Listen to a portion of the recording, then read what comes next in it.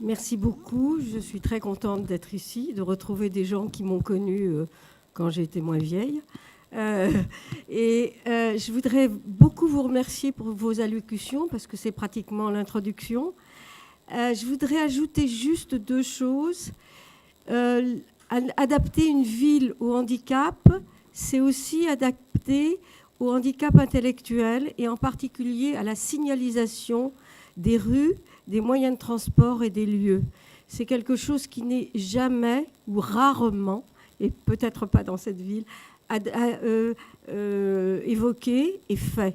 Parce que le handicap intellectuel, c'est pas seulement la trisomie 21, c'est d'autres pathologies comme le X fragile qui sont tout aussi fréquentes. C'est même une pathologie qui apparemment n'a pas de handicap intellectuel, c'est la myopathie de Duchenne, par exemple, dont 40% sont affectés par une déficience intellectuelle légère. Donc attention, une ville, ça doit être la ville pour tous, avec une signalisation compréhensive pour tous. Je n'ai pas fait aujourd'hui de diaporama en FALC. Le FALC, c'est facile à lire et à comprendre, mais on devrait, dans tous les colloques, avoir un document de facile à lire et à comprendre pour que les adultes qui n'ont pas ce type de handicap puissent apporter aux autres les informations dans un langage facile à lire et à comprendre.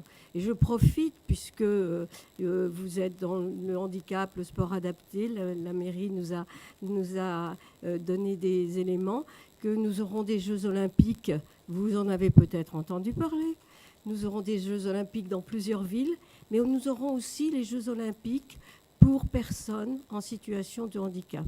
Donc pensez-y, parce que c'est là où nos travaux à tous, dans tous les domaines, auront leur pleine réalisation au service de tous. Voilà, là j'ai fini mon petit discours et merci beaucoup. Alors, je voudrais ajouter quelque chose. J'ai une idée, parce que ce n'est pas seulement moi qui vais vous apporter des connaissances, entre guillemets, mais c'est vous qui, par vos questions, va me pousser ou pousser d'autres gens à dire tiens, il faudrait faire ceci et cela. Et nous aurons l'année prochaine, dans la région parisienne, la journée mondiale de la trisomie 21. Et puisque vous avez fait un défilé il y a 2 ans de mode, on pourrait peut-être échanger et avoir un petit nombre de personnes, parce que ça coûte cher, un petit nombre de personnes qui viendraient écouter, et là il y aura du FALC, et faire un petit défilé de mode. Voilà, c'est ça les interactions entre les gens, les villes, etc. Voilà. Alors je vais aller très rapidement sur l'introduction. J'avais un petit diaporama parce que beaucoup de choses ont été déjà dites. Donc, c'était ça dans les années 70-80. Et puis aujourd'hui, c'est ça. Vous voyez, ils travaillent, ils ont des vies personnelles et ils ont aussi, puisque vous l'avez évoqué, le maire l'a évoqué, des appartements et une société inclusive. C'est une société qui permet à tous, quel que soit leur handicap, de pouvoir vivre comme tous, ce qui n'est pas toujours le cas. La prochaine diapositive. Donc, je vais vite. Tout le travail des associations consistait à essayer de diminuer certains des symptômes et peu de choses avaient été faites sur la recherche. Aujourd'hui, et vous en êtes la preuve, eh bien, il y a une interaction. C'est ça le rôle des toutes petites associations, c'est d'initier des choses qui, quand elles sont valables, intéressantes, seront reprises par d'autres associations. Plus grandes, bien sûr, beaucoup plus grandes, comme les ADAPI et l'UNAPI.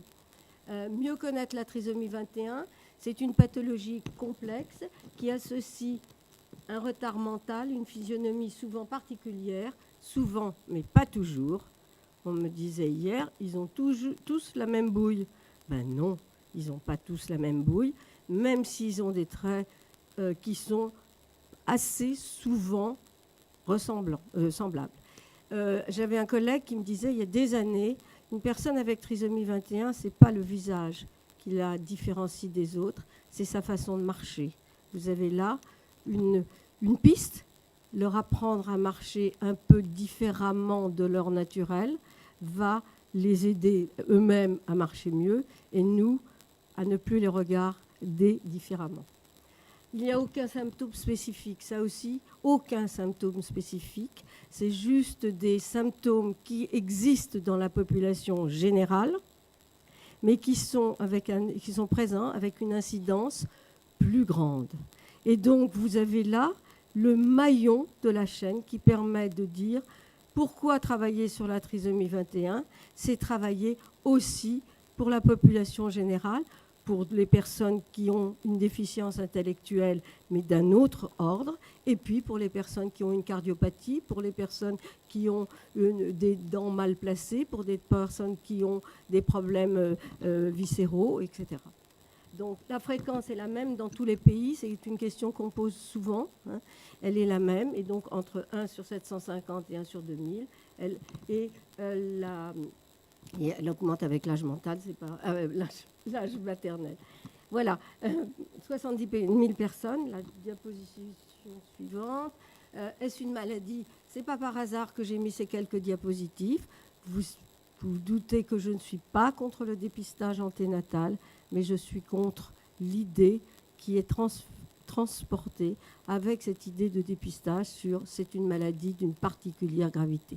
J'utilise accessoirement soit maladie, soit pathologie, parce que je crois qu'on ne peut pas parler d'autres maladies sans considérer que la trisomie 21, c'est aussi une maladie, même s'il y a des handicaps associés. Et puis, je parlerai maintenant, je sais qu'ici vous êtes une ADAPI, je ne parlerai pas de porteurs de trisomie 21, parce que c'est un peu difficile à porter, mais nous disons maintenant personne avec trisomie 21, person en anglais, person with Down syndrome. C'est plus neutre, voilà. Ne soyez pas surpris, voilà. Donc les maladies, les handicaps sont de mieux en mieux opérés, de mieux en mieux soignés grâce à vous, grâce aux parents, grâce à la demande et grâce au fait qu'on a considéré que oui, ça vaut la peine pour ces personnes, même si on disait oh, ils n'apprendront pas à lire. Bon, je ne vais pas vous raconter ici le topo que vous connaissez par cœur. Eh bien, aujourd'hui, la diapositive suivante. Est-ce une maladie d'une particulière gravité? Ça, c'est une diapositive que j'avais préparée quand on m'avait invité à un colloque sur le dépistage anténatal à Paris. Les personnes atteintes de trisomie 21 ont une vie sociale, vont à l'école.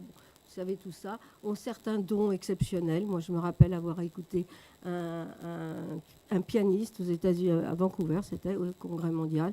Il crée de la musique, vraiment crée. Donc, faire sortir les dons et ne pas mettre l'accent sur les handicaps, c'est déjà les rendre plus heureux. Les personnes atteintes sont protégées, bon, je vous en parlerai peut-être, mais ce n'était pas tout à fait le propos, mais sont protégées pour certains cancers, donc comprendre pourquoi ils sont protégés, je crois qu'il y aura peut-être un topo, ils sont un tout petit peu moins protégés qu'on ne le croyait, et plus spécifiquement pour certains cancers, mais ils ont des leucémies, lymphoblastoïdes et mégacariocytaires plus fréquents, et comprendre pourquoi c'est plus fréquent, c'est très important. Ah, j'ai passé. Alors, maladie sans thérapie possible. Peut-on soigner la déficience intellectuelle? Il faut savoir la définir, car il y a eu une audite de l'INSERM pendant 2 ans sur la déficience intellectuelle. Et la déficience intellectuelle, elle est spécifique dans un syndrome donné et différente pour chaque personne dans un syndrome donné. Et si on regarde la déficience intellectuelle comme un tout, comme on le fait aujourd'hui à l'école publique, machin, eh ben on dit oh ben ils sont dyslexiques, ils sont déficients intellectuels. On ne fait rien parce qu'on ne sait rien faire. Il faut des choses spécifiques. Le cerveau est normal. Bon, c'est tout. Je vais pas vous. Et c'est une vraie pathologie du développement. Donc, quand le cerveau est normal à la naissance, c'est au cours des années qu'il y a des déficits qu'on commence à mieux connaître. Et donc, mieux connaître, c'est mieux comprendre.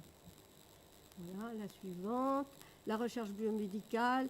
Alors, il ne s'agit pas uniquement de travailler sur les gènes. Les gènes peuvent nous aider, mais il s'agit de travailler sur des personnes. C'est pour elles qu'on fait de la recherche, même si on travaille sur des gènes. Et il n'y a pas que la génétique, il n'y a pas que la biologie moléculaire. il y a aussi la physiologie, puis il y a aussi les symptômes de la personne, et puis aussi ce qui va bien chez la personne, pas uniquement ce qui va mal. Mieux connaître et mieux comprendre, mieux soigner, et donc différents aspects qui étaient complètement oubliés. On ne parlait que de la déficience intellectuelle, et beaucoup de mes collègues travaillent sur les gènes dans le cadre de la déficience intellectuelle.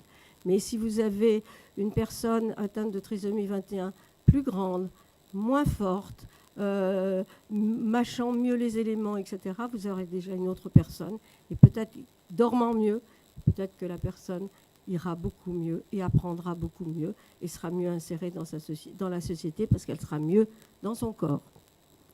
Voilà. Alors, donc, les objectifs de la recherche, bon, si vous avez compris, je vous ai déjà dit ça. Vous lisez, puis vous voyez la diapositive suivante. Les soutiens de la FRT, donc on est une toute petite organisation, association. On l'a créée parce qu'on ne faisait pas de recherche, le Téléthon ne parlait, et le Téléthon ne parle toujours jamais de la trisomie 21, ne parle toujours jamais de tout ce qui correspond à déficience intellectuelle, même quand il s'agit de la myopathie de Duchenne ou d'autres myopathies. Pas plus que depuis quelques années où a été créé France Cerveau, où vous avez la semaine du cerveau en mars à peu près au même moment que la journée mondiale de la trisomie 21, et l'AFRT, voire d'autres associations concernant la trisomie 21, n'a pas été acceptée dans le club du cerveau. Parce que, bien sûr, voilà ce qui m'a été dit, c'est une maladie de naissance, une pathologie de naissance, et France Cerveau ne s'occupe que des pathologies acquises. Quand vous savez qu'il y a des pathologies acquises dues à des mutations sur des gènes, évidemment, ce n'est pas de naissance. Mais voilà. Donc, elle n'est pas au club. Et donc, la recherche... non, j'ai pas... Voilà, donc on est une petite association. On essaye de faire un certain nombre de choses qui ont à voir avec le bien-être des personnes. Alors, on a fait un travail sur la peau. On a beaucoup soutenu le travail sur DIRK1 A, ce gène dont vous entendrez parler, en soutenant des M2. Il faut savoir que la recherche sur la trisomie 21 demande à ce qu'on ait des boursiers de thèse et qu'une thèse de doctorat, c'est 45 000 € qu'il faut mettre sur la table quand l'étudiant s'inscrit en thèse. D'accord ? Et donc, vous pouvez voir qu'il y a peu de gens, peu d'associations qui peuvent mettre tout de suite 45 000 € sur la table. Et aujourd'hui, on soutient les problèmes de sommeil, je vous en dirai un mot, de dépression et de vieillissement oculaire. Et une recherche, ça demande à peu près entre 20 000 et 45 000 €. Une recherche sur trouver un médicament, c'est entre 250 000 € et 1,5 million, 2 millions d'euros suivant la taille des échantillons. Alors, juste vous dire que ce n'est pas qu'en France qu'il n'y a pas d'argent pour la recherche. Et vous comprendrez tout azimut, pas uniquement sur les gènes, mais c'est aussi aux États-Unis. D'ailleurs, Bianchi, qui est maintenant la directrice de